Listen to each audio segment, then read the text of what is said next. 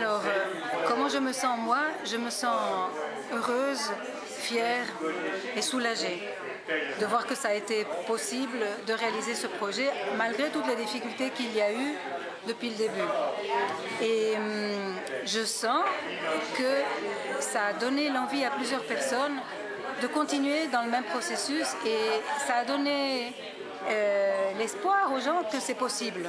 Donc même si on devait refaire ça sans les artistes de Perkin qui ont été indispensables pour ce premier projet, il serait possible, il serait désirable de pouvoir répliquer l'expérience dans d'autres contextes ici en Suisse.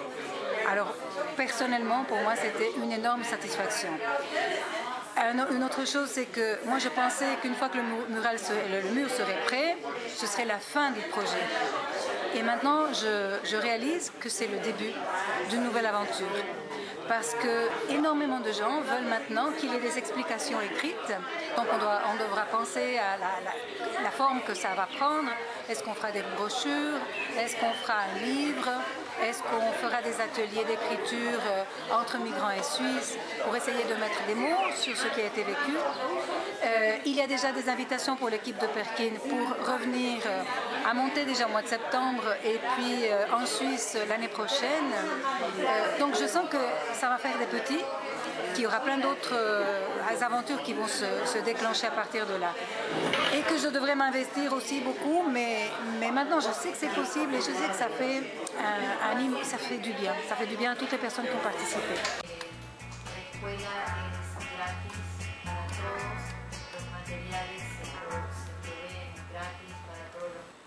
L'école est totalement gratuite, même tous les matériels étaient fournis pour l'école. Comme ça, tout le monde peut avoir la même égalité.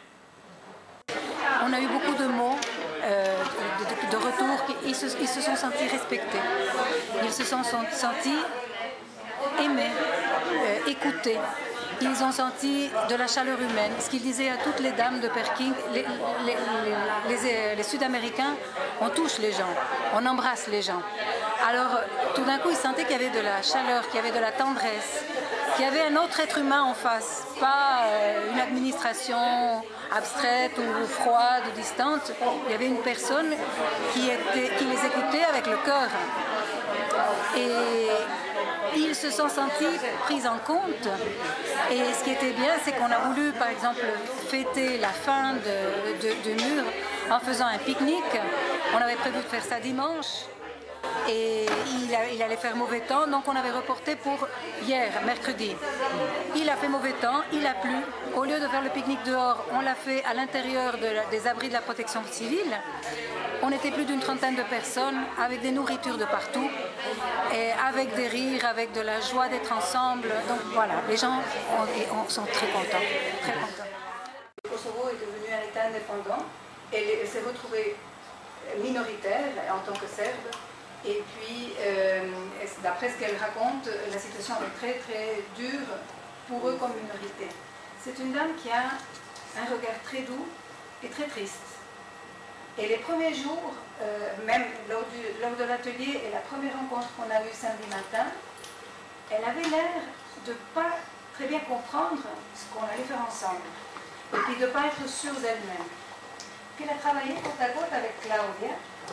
Elles ont travaillé sur le lien entre le Kosovo et le travail en Argentine. Et elle est arrivée à dire, voilà, moi j'aimerais représenter mon statut de requérante d'asile ici en Suisse. Je ne sais pas si je vais pouvoir rester, si je vais devoir partir. Je me sens un petit peu ici, un petit peu là-bas, je tourne d'un endroit à l'autre, je me sens comme un tournesol. Et c'est ce qu'elle a fait. Elle a fait un tournesol, et dans le tournesol, elle a fait son village du Kosovo. Et juste devant le village, il y a le Danube qui passe. Et dans les autres tournesols, elle représentait d'autres villages, d'autres régions. Donc, et ensuite, le lendemain, elle a dit à son mari de venir. Et lui, les jours où il n'a pas été travaillé, il est venu peindre avec elle, et ils étaient tous les deux côte à côte. Et c'était une image d'une intimité, d'une intensité, d'une douceur. Et on les a vus tous les deux, qui étaient tout tristes au début, s'ouvrir comme des tournesols. Donc voilà, pour moi, c'est un petit peu une image de ce qui se passe, du rapport entre l'intime, le profondément intime, et puis le collectif et le lien qu'on a pu établir les uns à côté des autres.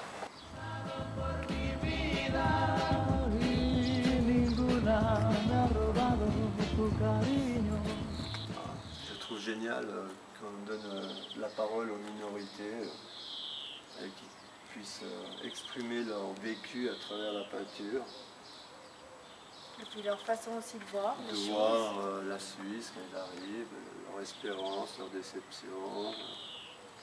Non, je trouve ça très bien. Positif. Positif, naïf, tout à la fois très... dur en même temps. Voilà. Mais c'est très bien.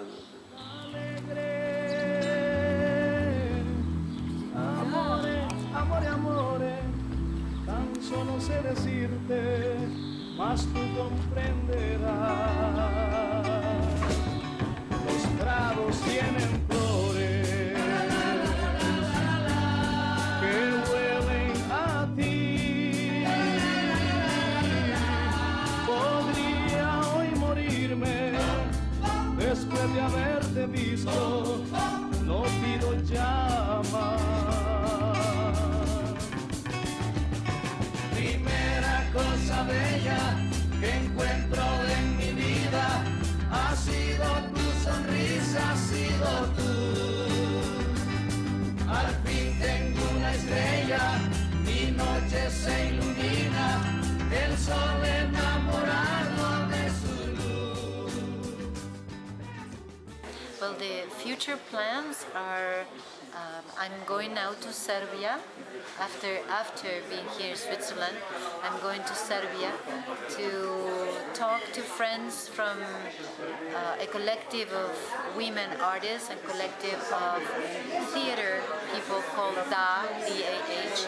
We are going to be talking about the possibility of creating a project like this between Serbian and Bosnian youth.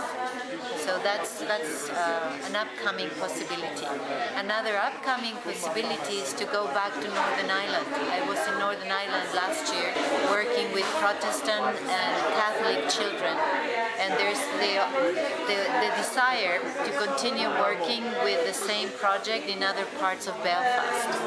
That's another project. And then we go back to El Salvador where we continue our community project.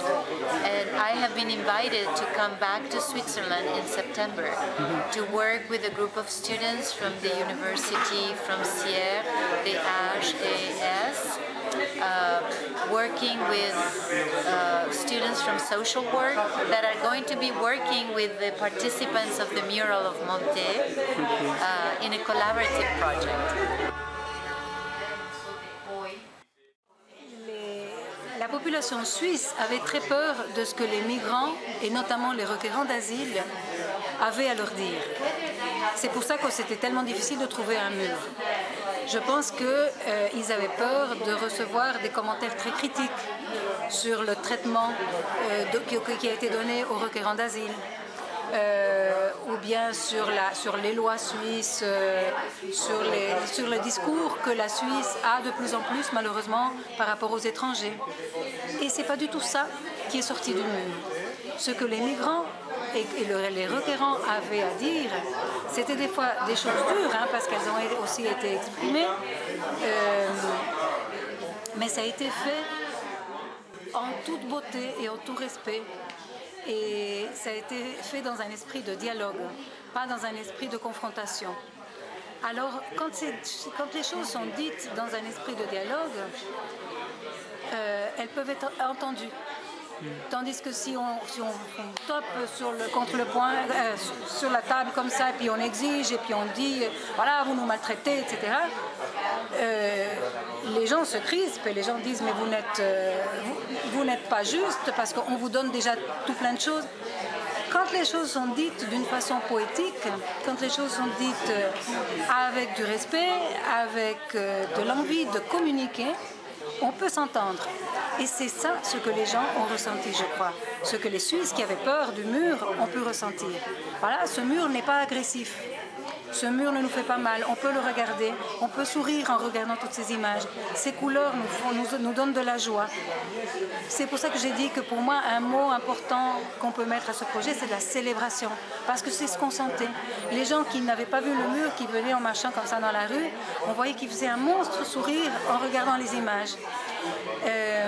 Alors ce que j'aimerais dire aux personnes migrantes qui vivent en Suisse, aux requérants d'asile, c'est que, comme elle me l'a souligné une fois Isabelle Iris, ce ne sont pas des migrants, ce sont des personnes, ce sont des êtres humains. Maintenant, ici, en ce moment-ci, ils sont migrants. Comme les Suisses ont été des migrants partout. Mon grand-père était un Suisse qui a émigré en Argentine. Alors, être migrant, ce n'est pas le patrimoine des étrangers. Tout le monde est migrant. Énormément de Suisses ont des racines migrantes, ont des grands-pères italiens, ont des grands-pères allemands. On est tous le fruit de plusieurs mélanges. J'aimerais dire à ces gens qu'ils doivent se sentir fiers de ce qu'ils sont. Ils doivent oser être qui ils sont. Et puis ils doivent s'approcher des Suisses, tendre la main aux Suisses, quoi, pour un dialogue, ne pas avoir peur de la rencontre. Unfortunately, I don't think art can change the world, or I don't think art can change the evidence of harm in our near future. But I do think that art can help all of us to see the world different. And I think if all of us start looking at the world differently, we can start looking at history differently. We can look at politics differently. And maybe that will be a possibility for change. What I know through this project, and this project in Switzerland is one example among many, is that the participants who work in this project would have never met, ever, would have never intersect if it wasn't for the mural project. And that's already a change. When we ask the participants, what is your favorite part of the project? They all love the painting, they all love the mural, but what they all say is that their best part is to meet other people. And that's incredible. So maybe there is a slight hope for change.